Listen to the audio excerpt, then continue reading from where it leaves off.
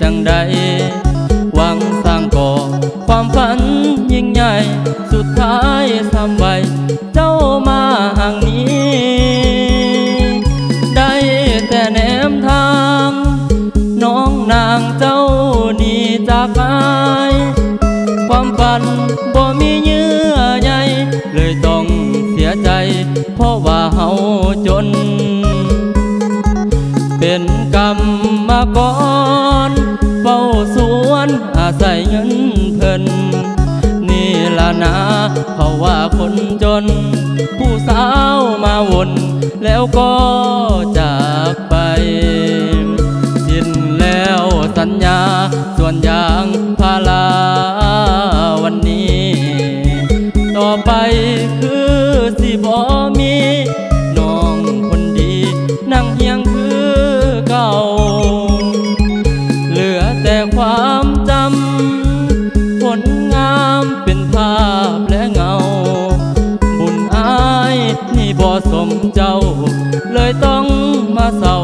อยู่ที่สวนยางเงินอายบ่มีคนดีเจ้าจึงอำลาขอให้โชคดีเถิดนาเด้อแก้วตาจงสุขสมหวังลาก่อนฮักเก่าไปลีเศร้าอยู่ในสวนยางคนจนได้แต่คอยทางแต่บ่มีหวังว่าน้องสิมา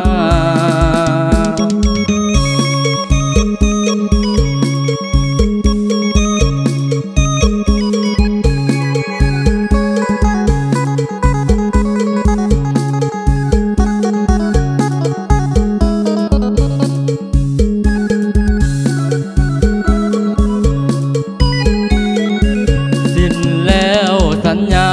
ส่วนยางพาราวันนี้ต่อไปคือสิบ่มี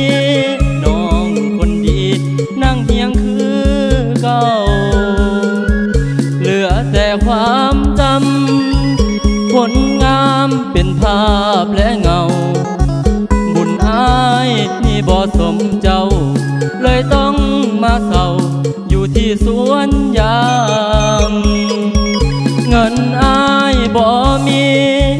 คนดีเจ้าจึงอำลาขอให้โชคดีเถิดนาเด้อแก้วตาจงสุขสมหวังลาก่อนฮักเก่าไปลีเศร้าอยู่ในสวนยางคนจนได้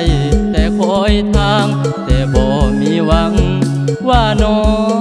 ง